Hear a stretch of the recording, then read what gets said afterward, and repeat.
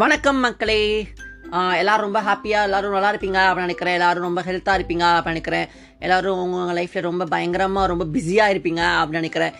நானும் kind of அப்படி தான் பிஸி ஆகிட்டேன். ஸோ அதனால தான் என்னால் போட்காஸ்ட் கண்டினியூவாக போட முடியல எபிசோட்ஸை. ஓ மை காட், ஒரு வாரம் கழிச்சு திரும்ப போடுறதுக்கு உங்களை மீட் பண்ணுறதுக்கு எவ்வளோ சந்தோஷமாக வந்திருக்கேன் தெரியுமா இன்னைக்கு. நம்ம லாஸ்ட் வீக் நம்ம 24th எபிசோடு நம்ம போட்காஸ்ட்டில் போஸ்ட் பண்ணோம். அதாவது இட்ஸ் செல்ஃபி டைம் அப்படின்னு சொல்லிட்டு ஒரு எபிசோடு நம்ம போஸ்ட் பண்ணோம்.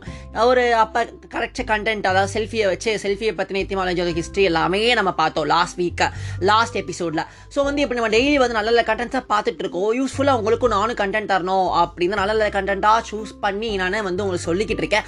அது நான் உங்களுக்கு அப்படியே சொல்றது கிடையாது, ஒன்று குற்றாம்பூக்கில் அடிக்கிறதுலாம் கிடையாது. நல்லா டீப்பாக ரிசர்ச் பண்ணி தான் உங்களுக்கு சொல்லிட்டு இருக்கேன். ஸோ அது மட்டும் இல்லாமல் நம்ம கொஞ்சம் தாட்ஸ், நம்மளோட பில்லோ தாட்ஸில் ஆட் பண்ணோம் இல்லையா. ஸோ நம்ம தாட்ஸையும் கொஞ்சம் ஆட் பண்ணிட்டு இருக்கோம் நம்ம இந்த கண்டென்ட்ஸோட அப்படின்னு சொல்லலாம். ப்ளஸ் பல ஸ்டோரிஸும் நமக்காக அழகழகாக வந்துட்டு இருக்கு, உங்களுக்காக சொல்லிட்டு இருக்கேன். ஸோ அந்த மாதிரி நம்ம பில்லோ தாட்ஸ் ரொம்ப பயங்கரமாக போயிட்டு இருக்கு. சக்ஸஸ்ஃபுல்லாக 24 எபிசோட்ஸ் கிராஸ் பண்ணிருச்சு.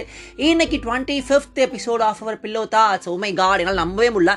இப்போ ஸ்டார்ட் பண்ணாமல் இருக்கு, அதுக்குள்ள 25 டேஸ்க்கு மேலே போயிடுச்சு சொல்லப்போனால். ஸோ இது 25th episode of our pillow thought அப்படின்னு பெருமையாக சொல்லிட்டு இன்னைக்கு ஒரு போட்காஸ்ட் ஸ்டார்ட் பண்ணுறேன். நீங்கள் கேட்டுக்க பில்லோ தாட்ஸ், பேசிட்டு அவங்க ஆர்ஜே ஆதித்யா. இன்னைக்கு பில்லோ தாட்ஸோட 25th எபிசோடு. இப்படி உங்களாலேயும் நம்ப முடியல இல்லையா? என்னால் சத்தியமாக நம்ப முடியல. ஸோ என்ன பண்ணலாம், எனக்கு என்ன கண்டென்ட் நம்ம ஸ்பெஷலாக தரணுமே, 25th எபிசோட் ஆச்சு அப்படின்னு சொல்லிட்டு ஸ்பெஷல் கண்டென்ட் தரணுமே அப்படின்னு சொல்லி நான் யோசிச்சுட்டு இருந்தேன்.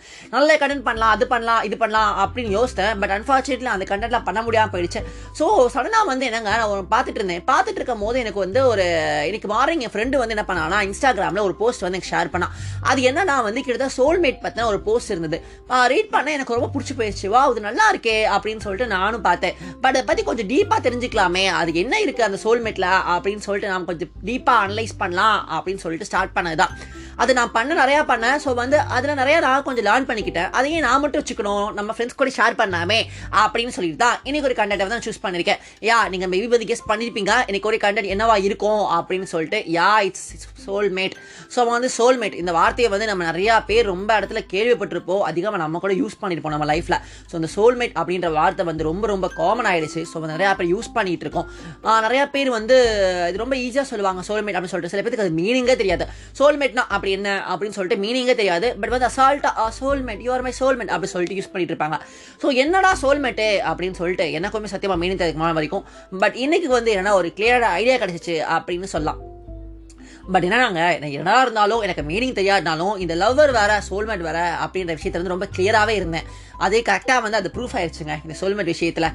இந்த லவ்வர் அப்படின்றதும் அந்த சோல்மேட் அப்படின்றதும் ரெண்டுமே கம்ப்ளீட்லி டிஃப்ரெண்ட். சோல்மேட் லவ்வர் என்றைக்குமே மிங்கிள் பண்ணக்கூடாது, அது எப்பவுமே ஒன்றுக்கு ஒன்று கிடையாது அப்படின்னு சொல்கிறாங்க. ஸோ கைண்ட் ஆஃப் இந்த ரிலேஷன்ஷிப் ரெண்டுமே ரொம்ப டிஃப்ரெண்ட். நம்ம சோல்மேட் எப்படி எடுத்துக்கலாம்னா, நம்ம உங்களுக்கு புரியுற பாஷை கைண்ட் ஆஃப் பெஸ்ட் ஃப்ரெண்ட் அந்த மாதிரி கூட எடுத்துக்கலாம். பட் இது பெஸ்ட் ஃப்ரெண்ட் கிடையாது, இது பெஸ்ட் ஃப்ரெண்டுக்கும் மேலே ஒரு அப்படின்னு சொல்லலாம். ஸோ ஒரு நல்ல ரிலேஷன்ஷிப். ஸோ இது ஒரு நல்ல ரிலேஷன்ஷிப்பே அப்படின்னு நம்ம சொல்லலாம். பட் இது கண்டிப்பாக அந்த லவ் ரிலேஷன்ஷிப்பில் கண்டிப்பாக சேரவே சேராது. ஸோ சோல்மேட், அப்போ சோல்மேட்டுக்கு என்ன டிஃப்ரென்ஸ் சொல்கிற, என்ன நீ சொல்ல வர அப்படின்னு நீங்கள் நல்லா யோசிச்சுட்டு இருப்பீங்க அப்படின்னு நினைக்கிறேன். ஸோ சோல்மேட், இந்த சோல்மேட் அப்படி என்னன்னா அப்படியே சொன்ன மாதிரி கிட்டத்தட்ட பெஸ்ட் ஃப்ரெண்ட் மாதிரி தான். பட் பெஸ்ட் ஃப்ரெண்ட் கிடையாது, லவர் கிடையாது. ஸோ இதுக்கு நடுவில் இடைப்பட்ட ஸ்டேஜ் இருக்கும் இல்லையா, அதுதான் சோல்மேட் அப்படின்னு சொல்கிறாங்க.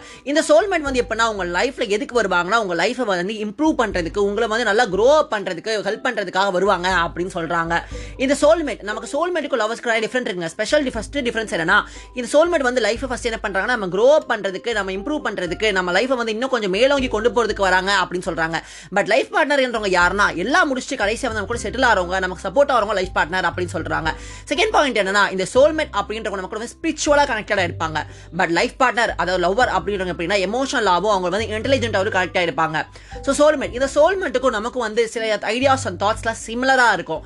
ஸோ இந்த மாதிரி எல்லாத்துக்கும் ஒரே மாதிரி என்னன்னு தோணும். அவங்கள பார்த்தோன்னே நம்ம லவ்ன்றது அப்படி கிடையாது, அது பார்த்து பழகி இது பண்ணுற. பட் சோல்மேட் பார்த்தோன்னே இவங்க நம்ம சோல்மேட்டாக இருக்கலாம், நமக்கு ஒரு ஃப்ரெண்டாக ஒரு நம்ம கூட ஹெல்ப் பண்ணலாம், நம்ம கூட லைஃப் வரைக்கும் ட்ராவல் பண்ணலாம் அப்படின்னு சொல்றது. பட் இதை இங்கே லைஃப் பார்ட்னர் நினைக்கக்கூடாது, இது சோல்மேட்டை பற்றி பேசுறது. ஸோ இந்த சோல்மேட்டுக்கு இப்படி டிஃப்ரென்ஸ் நிறையா சொல்கிறாங்க. டிஃப்ரென்ஸ் இங்கே போய் பார்த்தீங்கன்னா உங்களுக்கு நிறைய டிஃப்ரென்ஸ் இருக்குது சோல்மேட் பற்றி அப்படின்னு இருக்கு. ஸோ இந்த வேர்டு சோல்மேட் அப்படின்னு சொல்லிட்டு இது எங்கேருந்து வந்துச்சு அப்படின்னு பார்த்தோன்னா, நம்ம லிட்ரேச்சர் படிச்சு தான் தெரிஞ்சிருக்கோம் கண்டிப்பாக. சாம்புவேல் டெய்லர் காலரிட்ஜ் அப்படின்னு சொல்லிட்டு. ஸோ அவர் ஃபர்ஸ்ட் இந்த லெட்டரை யூஸ் பண்ணி பண்ணியிருக்காரு. எங்கே யூஸ் பண்ணியிருக்காரா, அவர் லெட்டரில் வந்து யூஸ் பண்ணியிருக்காரு இந்த ஒரு வேர்டை. ஸோ வந்து 1822 அன்னைக்கு என்ன பண்ணுறாரு, சாமுவேல் டெய்லர் காலரிச் வந்து ஒரு லெட்டர் போஸ்ட் பண்ணுறாரு. அந்த லெட்டரில் வந்து இந்த சோல்மேட் அப்படின்ற வார்த்தை வந்து எழுதி போஸ்ட் பண்ணுறாரு. ஸோ அப்போதான் வந்து இந்த வார்த்தை வந்து ஃபஸ்ட்டு வந்து இங்கிலீஷில் வந்து பதியுது.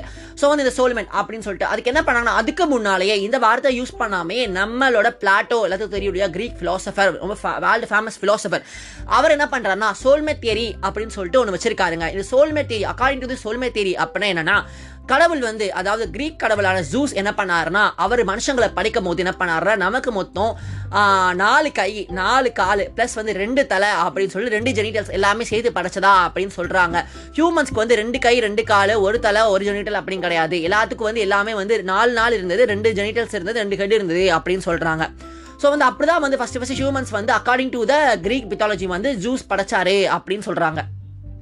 ஸோ ஜூஸ் என்ன பண்ணுறாருன்னா, அப்புறம் என்ன பண்ணுறாங்கன்னா, இந்த கடவுள் வந்து யோசிக்கிறாரு. பிகாஸ் வந்து இந்த 4 கை உடைய மனுஷன் என்ன பண்ணுறான்னா, மித்த கடவுள்களை விட கூட ஸ்ட்ராங்காக இருக்காரு, அவங்களுக்கு காம்படிட் பண்ணுற அளவுக்கு ரொம்ப ஈக்குவலாக இருக்கா அப்படின்னு சொல்லிட்டு ஃபீல் பண்ணுற என்ன பண்ணுறாங்கன்னா, அப்போ வந்து வேணாம் நம்ம இந்த ஹியூமன்ஸை வந்து ஸ்பிளிட் அப் பண்ணிடலாம். அதாவது வந்து ஒரு ஹியூமனுக்கு ஒரு ஹெட்டு ப்ளஸ் வந்து 2 கை 2 கால் 1 ஜெனிட்டல் அப்படின்னு சொல்லிட்டு கொடுத்துடலாம் அப்படின்னு சொல்லிட்டு இது பண்ணுறாங்க.